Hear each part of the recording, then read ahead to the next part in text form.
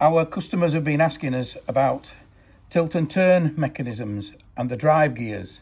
Unfortunately, a number of them have been discontinued. So therefore, the suppliers have worked together to come up with a system whereby you can replace the center gearbox only. So those that are currently available are the Sigania, the Mako, the Winkhouse and the Roto gearboxes.